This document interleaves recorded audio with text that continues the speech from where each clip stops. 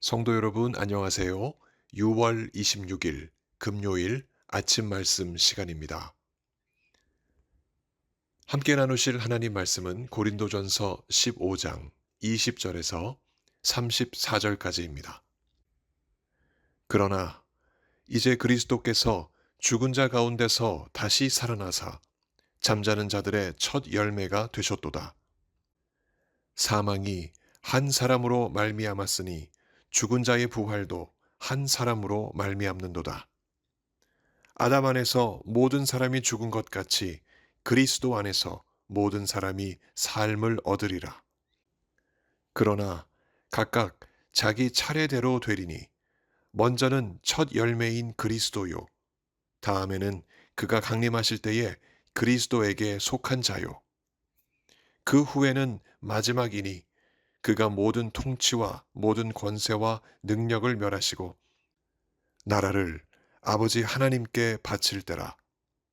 그가 모든 원수를 그 발 아래에 둘 때까지 반드시 왕 노릇 하시리니 맨 나중에 멸망받을 원수는 사망이니라. 만물을 그의 발 아래에 두셨다 하셨으니 만물을 아래에 둔다 말씀하실 때에 만물을 그의 아래에 두신 이가 그 중에 들지 아니한 것이 분명하도다.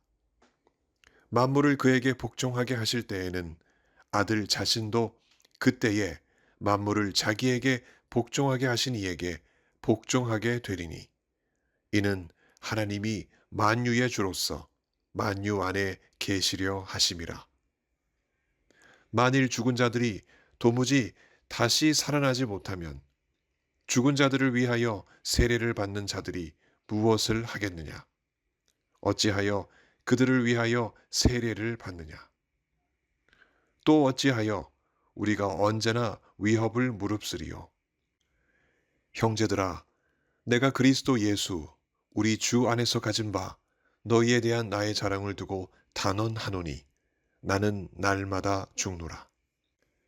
내가 사람의 방법으로 에베소에서 맹수와 더불어 싸웠다면, 내게 무슨 유익이 있으리요? 죽은 자가 다시 살아나지 못한다면, 내일 죽을 터이니 먹고 마시자 하리라. 속지 말라. 악한 동무들은 선한 행실을 더럽히나니 깨어 의를 행하고 죄를 짓지 말라. 하나님을 알지 못하는 자가 있기로 내가 너희를 부끄럽게 하기 위하여 말하노라. 아멘. 죽으면 끝이라는 생각으로 살아가는 사람들의 마음에는 내일 죽을 터이니 먹고 마시자 하는 생각이 지배적입니다. 내일은 죽음이 오니 오늘이라도 마음껏 즐기자 하는 생각입니다. 정말 죽으면 그것으로 끝이라 한다면 내일 죽을 터이니 먹고 마시자 하는 마음의 다짐은 영원한 진리일 것입니다. 바울도 그 점을 두고 이렇게 말합니다. 32절입니다. 죽은 자가 다시 살아나지 못한다면 내일 죽을 터이니 먹고 마시자 하리라. 그러나 바울이 가정한 이 표현, 죽은 자가 다시 살아나지 못한다면 하는 이 말의 밑바탕에는 죽은 자는 다시 살아난다 하는 확신이 굳건히 자리하고 있습니다. 그 이유가 무엇일까요? 죽으셨으나 다시 살아나신 예수님이 부활의 증거가 되셨고 그 부활이 거기서 그치지 않고 성도들의 부활로 이어질 것이기 때문입니다. 20절의 기록입니다. 그러나 이제 그리스도께서 죽은 자 가운데서 다시 살아나사 잠자는 자들의 첫 열매가 되셨도다. 예수님이 죽은 자 가운데서 다시 살아나셔서 부활의 첫 열매가 되셨다는 사실은 그 첫 열매에 이어서 부활의 두 번째 열매가 도래할 것을 기대하게 합니다. 그 부활의 두 번째 열매가 될 사람들은 누구일까요? 그리스도에게 속한 성도들입니다. 바울은 그 부활의 순서를 이렇게 기록합니다. 23절입니다. 먼저는 첫 열매인 그리스도요. 다음에는 그가 강림하실 때에 그리스도에게 속한 자요. 그렇습니다. 부활의 첫 열매가 예수님이셨다면 그 다음 열매는 그리스도인이 되는 것입니다. 이처럼 예수님은 먼저 부활하셔서 그 다음 성도에게 부활의 길을 열어주셨습니다. 부활의 길이 왜 사람에게 필요할까요? 사망이 사람에게 찾아왔기 때문입니다. 그 사망의 길을 아담이 열었다면 예수님은 그 사망을 이기시고 부활의 장을 성도들에게 활짝 열어주셨습니다. 이를 두고 바울이 다음과 같이 기록합니다. 21절에서 22절입니다. 사망이 한 사람으로 말미암았으니 죽은 자의 부활도 한 사람으로 말미암는도다. 아담 안에서 모든 사람이 죽은 것 같이 그리스도 안에서 모든 사람이 삶을 얻으리라. 이와 같이 아담이 모든 인류에게 저지른 사망을 예수님은 생명으로 바꾸셨습니다. 부활이라는 것은 이처럼 놀랍고도 감격스러운 일입니다. 죽음을 넘어 생명으로 나아가기 때문입니다.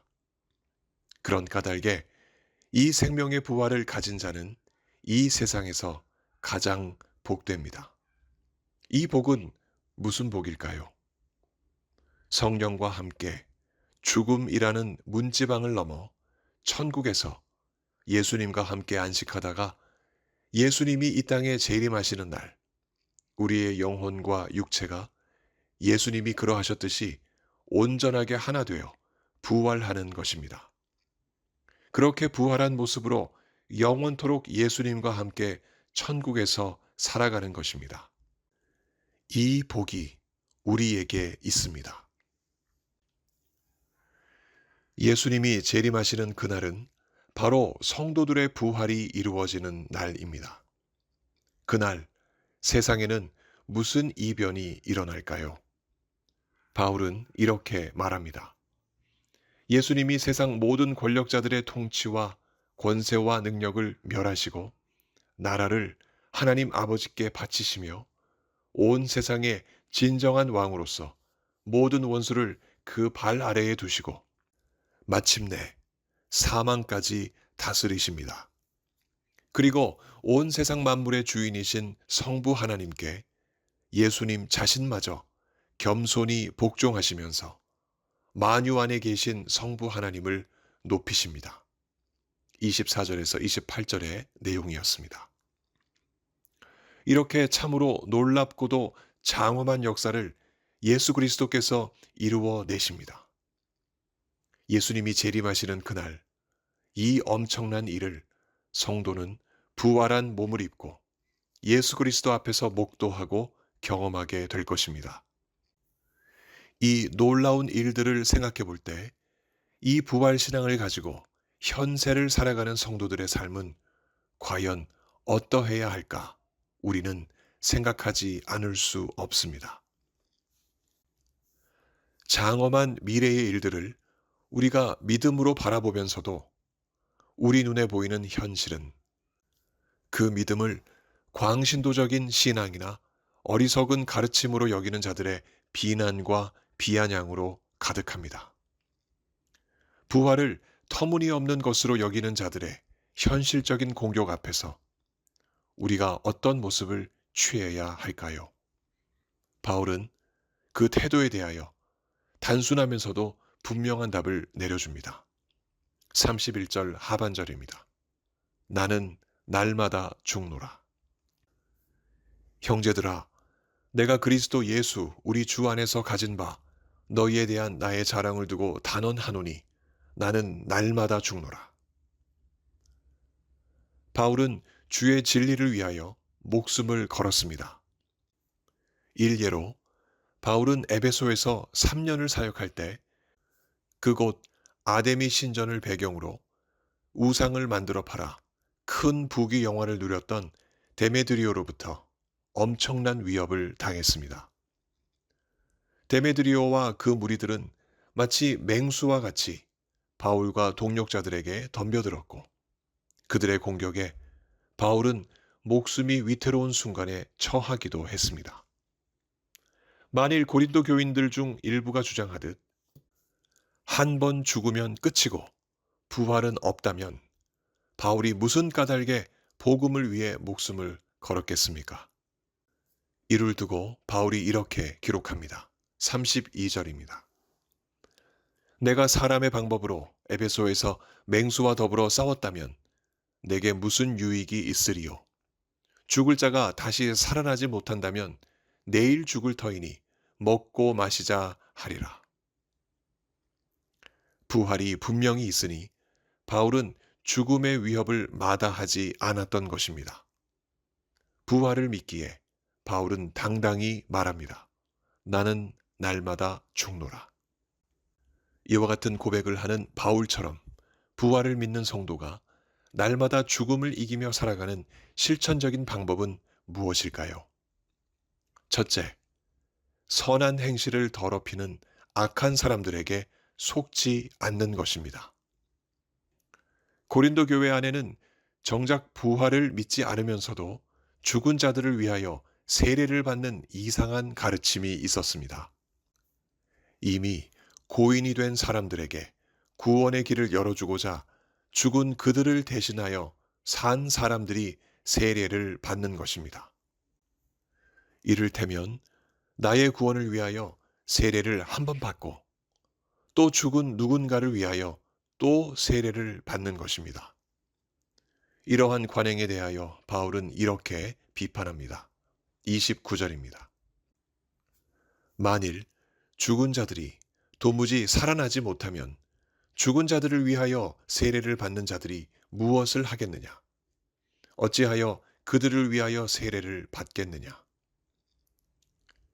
바울은 부활을 믿지 않으면서도 죽은 자들의 구원을 위한 세례를 행하는 모순된 관행을 질타했습니다. 더욱이 그들의 이러한 행위는 세례를 주술적인 행위로 보는 비성경적인 짓이었고 거룩한 세례를 더럽히는 짓이었습니다. 따라서 부활을 믿는 성도는 이러한 악한 사람들의 기상천외한 가르침에 속지 말라고 강권합니다. 오직 34절에 기록되어 있는 것처럼 깨어 의를 행하고 죄를 짓지 말라고 도전하고 있습니다. 성도 여러분, 부활을 믿는 신앙은 어물쩍 이해하고 넘어가는 교리가 아닙니다. 부활 신앙은 예수 그리스도의 부활이 나의 부활이라는 사실을 믿음으로 고백하는 실생활입니다. 이 믿음이 분명하다면 부활의 첫 열매가 예수님이셨으니 나는 부활의 두 번째 열매가 된다는 확신으로 이 세상을 살아갑니다. 그래서 이 질문은 우리에게 너무나 중요합니다. 나는 부활 신앙으로 살아가고 있는가? 죽음을 생각하는 순간이 올 때, 죽음을 느끼는 순간이 찾아올 때, 그리고 주변에 세상을 떠나는 사람들이 생겨날 때, 우리는 예수님의 이 질문을 떠올릴 필요가 있습니다. 나는 부활이요 생명이니 나를 믿는 자는 죽어도 살겠고 무릇 살아서 나를 믿는 자는 영원히 죽지 아니하리니 이것을 내가 믿느냐? 바라기는 이 아침 우리의 대답이 아멘 주여 내가 믿나이다 이길 소원합니다. 성령께서 우리를 강권하셔서 날마다 확고한 부활신앙으로 살아가게 해주시길 이 아침 예수 그리스도 이름으로 간절히 축원합니다. 함께 기도하시겠습니다. 자비로우신 하나님 아버지, 이미 우리는 우리의 죄악으로 죽었던 자들이었습니다. 그런 자들을 불쌍히 여기시고 독생자 예수 그리스도를 보내주셔서 그분의 십자가의 죽으심으로 죄 사함과 새로운 생명을 허락해 주시고 성령의 내주하심을 통하여 지금도 그 생명을 누리고 앞으로도 영원히 누리게 해주시니 참으로 감사드립니다. 우리의 삶이 이 땅에서 끝나지 아니하고 영원으로 이어지는 것은 바로 예수 그리스도께서 부활의 첫 열매가 되셨기 때문임을 이 시간 주님 앞에 고백합니다. 비록 우리가 이 땅을 살아가다가 때가 되어 죽어 썩어진다 하더라도 우리의 영혼은 죽음 즉시 낙원에서 예수님과 함께 편히 쉴 것이며 우리의 육체는 예수님이 이 땅에 재림하시는 그 순간 홀연히 변화하여 예수님이 그러하셨듯이 우리도 새로운 육신을 입게 될 줄로 믿습니다. 이 귀한 부활 신앙을 이 땅을 살아가면서 우리가 절대 놓치지 않게 해 주옵시고 매일매일 묵상하며 그날을 기대하며 하나님께 감사와 영광의 찬송을 올려드리게 하여 주옵소서. 몸이 아프신 성도님들, 이 시간에 우리 주님께서 찾아가 주시고 그 간절한 간구 속히 들어주셔서 건강한 몸으로 하나님을 섬기실 수 있도록 인도하여 주옵소서. 살면서 겪는 여러 가지 많은 문제를 주님 앞에 내어놓고 기도하는 하나님 백성들, 우리 하나님께서 이 시간에도 그 간절한 간구 들어주시고 그 믿음을 보시며 속히 응답하여 주옵소서. 하나님 아버지, BBS가 오늘도 이어집니다.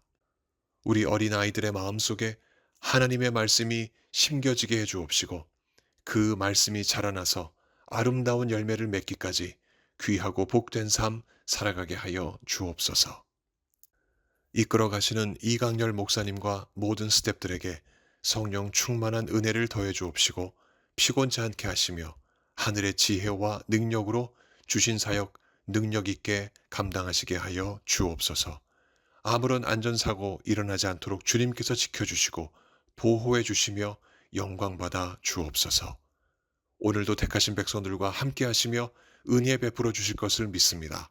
감사드리며 우리 구주 예수 그리스도 이름으로 기도하옵나이다. 아멘. 성도 여러분, 오늘 하루도 부활 신앙으로 승리하시는 복된 하루 되시기 바랍니다. 감사합니다.